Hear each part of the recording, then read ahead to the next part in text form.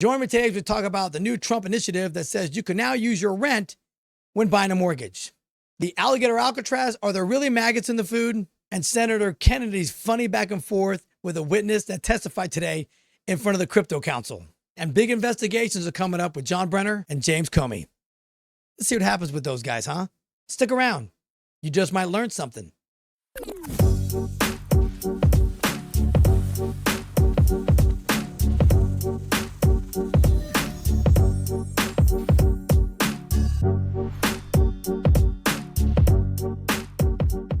Welcome to the Eric T. Conversation. I'm Eric T. Great news came out yesterday. The director of federal housing made a huge announcement, said that Trump gave him a directive to go ahead and allow rent that you pay to be included when you're applying for a mortgage. So they're no longer going to be using your credit card information or your loan payment information. They're also going to be using and taking into account the rent that you've been paying. So for an example, this is just an example, if you're paying rent about $3,000 a month for a house or an apartment or something like that, and you're applying for a loan to get a mortgage, they're going to allow you to use that amount of money that you've been using for that to equate in your debt to income ratio to figure out if you can afford the payments. Because a lot of people can't afford it on paper. But if your mortgage is going to be about $1,800 and you've been paying $3,000 a month in rent, you clearly can afford to buy the house and make the payments. So that's a huge win for people. It should have been that way since the beginning, but it hasn't been. But I think right now that's a huge win for everybody who's trying to get a loan. And, there are a lot of people that keep criticizing it, but yeah, there's always naysayers no matter what happens in this government. Somebody made a comment and said, well, President Trump can't tell private companies what to do. But remember, the Federal Housing Agency oversees Fannie Mae and Freddie Mac, right?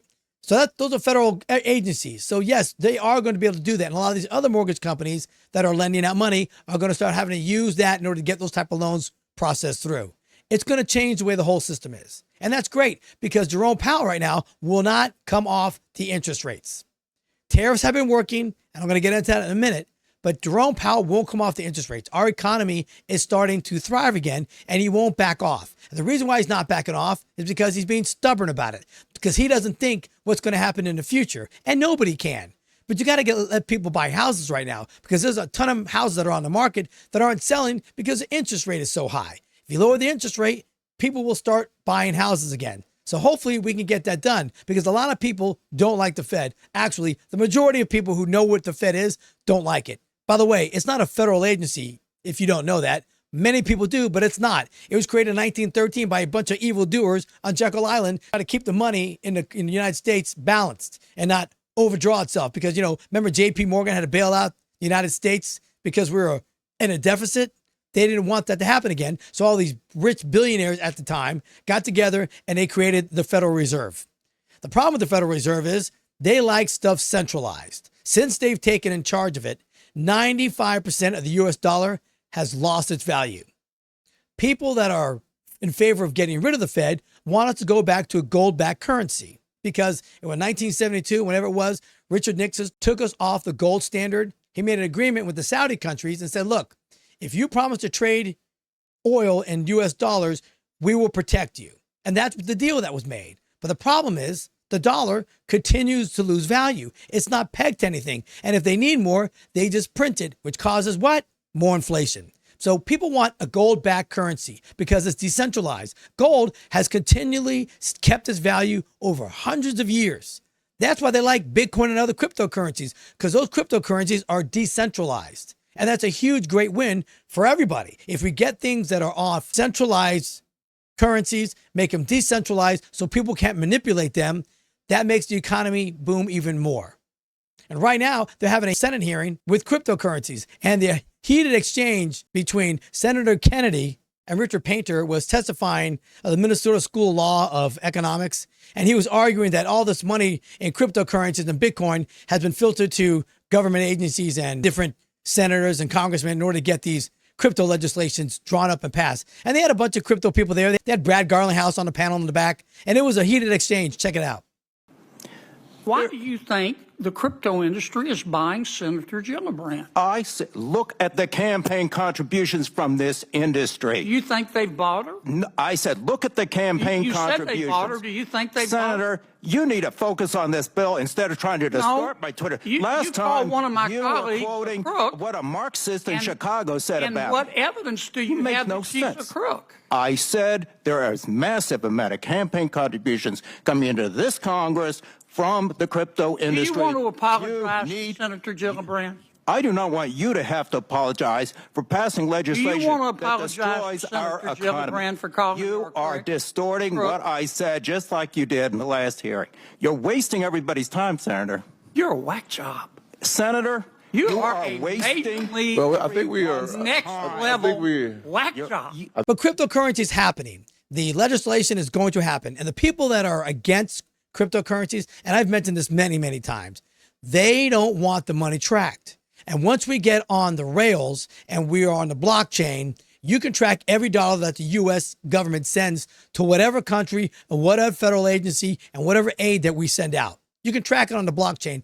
And the people that are against it don't want that money to be traced. Why? Because it gets washed and it goes right back into their pockets. That's the only reason why they're against it, because cryptocurrencies are more efficient and they're digital. It's the way things are going to be happening from now on. So you got to get used to it. But that was a great exchange with that. Senator Kennedy, he always gets great sound bites. And crypto was up today as well. So I guess with that hearing going on, like crypto started moving up quite a bit. I think Bitcoin's at about $112,000. XRP is at $2.40. So things are starting to move. And when that bill gets passed and signed, the Genesis and the Clarity Act, it's going to be the wild, wild west with cryptocurrencies and the people purchasing them up to try to plan for their future. So if you're not investing now, I would advise you do that. You got about a month to get ready. People are still talking about Alligator Alcatraz, talking about there's maggots in the food, that some detainee called somebody and said there were maggots in the food. And people keep coming at me, oh, there's already maggots being reported in the food. One person reported maggots in food, which has been debunked by everybody. It's already been clear that it wasn't maggots in the food. There's no video. There's no footage of anything like that. But we're expected to believe by a phone call of a detainee that's there getting processed out back to his country that there's maggots in the food because he said so. That's funny. Everybody's got a camera. I don't know. Anytime you've been at a restaurant, you found a cockroach in your food, how many times you've taken a picture of it? Absolutely. If you find a roach or a worm or something in your salad or in your steak, everybody takes a picture of it and posts it online.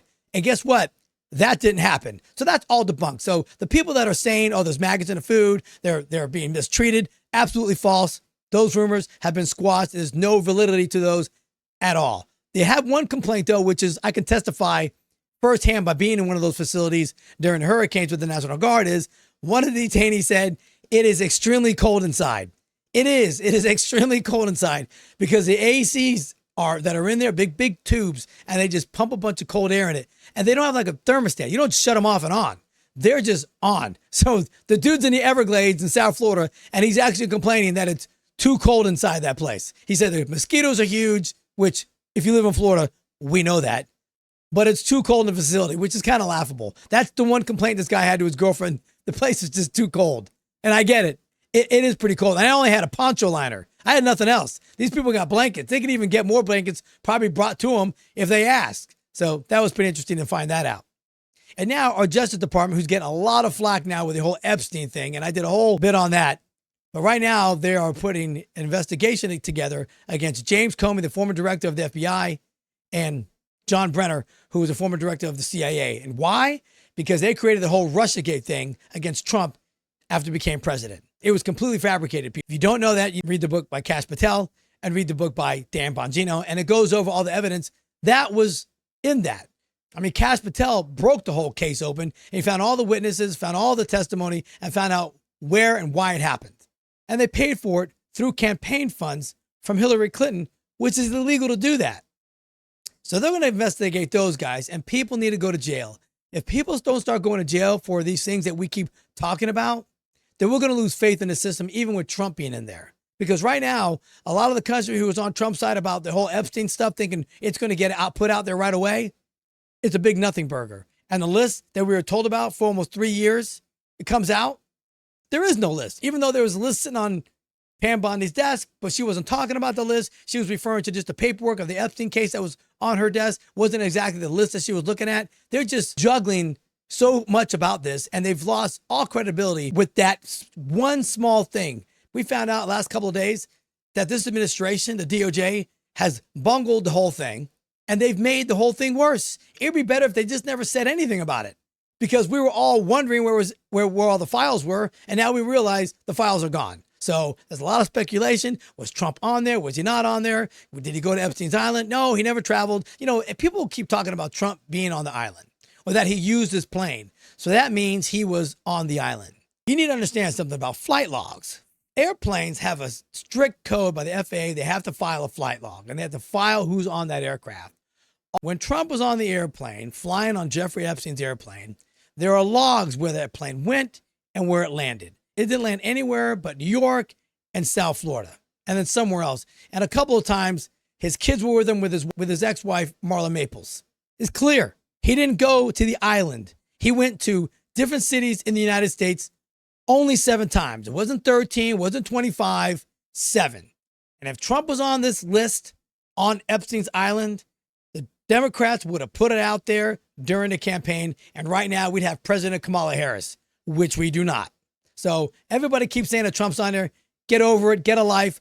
If there is a list and they're hiding it, it goes much, much higher and deeper than Donald Trump. Believe me. And for everybody that keeps criticizing that the tariffs aren't working, let me read this to you. A new study by the Council of Economic Advisors, the CEA, led by the highly respected chair, Dr. Stephen Marin, has found that tariffs have zero impact on inflation. Zero. In fact, the study shows that import prices are actually dropping just like Trump said they would. The fake news and the so-called experts were wrong again. Tariffs are making our country boom. Tariffs are making our country boom. Many new factories, jobs, and trillions of dollars of investments are pouring into this country. So tariffs do work. And everybody talking about all the prices are going to be jacked up. That's not happening. Do a little dig. Look, and anything I say, guys, don't just take my word for it. Do a little research. If you do just a little bit of research, and you can find out for yourself exactly what's happening. Don't get it from a podcaster. Don't get it from the TikTok. Don't get it from Instagram. Get your information from the sources that you can find that are reliable sources. With the information you have in just your hand with a cell phone, you can find out a lot of stuff very quickly and get the truth by just speculating what somebody else tells you that it's true. I had a friend that used to do that. I had a friend who used to tell you stuff all the time. I'm like, where'd you hear that from? He goes, well, I don't know. I said, well, if you don't know where it came from, you don't have any real sources, then you shouldn't say it because you have nothing to back it up. But every time I say something, I have done a little bit of research on it, and I try to give you the best stuff that I possibly can with the best amount of knowledge and accuracy that I can find. But don't take my word for it. Don't take anybody's word for it because we're wrong sometimes. And it's always good to get a little more knowledge in your brain. Like people that are complaining about the big, beautiful bill. If you haven't read the bill, then you shouldn't be talking about the bill. I read it. A lot of people that do this, what I do for fun, read those kind of things because we want to make sure we're informed and giving you the best information that we have. But don't take our word for it. Do your research. Go read the bill. It's like, how do you complain about the bill and say all these things that are in it when you've never read it? You might have read a page or something like that, or an outline that somebody might have given you, but you haven't read it. You really can't voice an opinion on it because that's foolish. You should be better than that. Anyway, that's it for today. This is a brief one, but join me next time for a little chit chat, some observations, and some good old fashioned conversation. Thanks.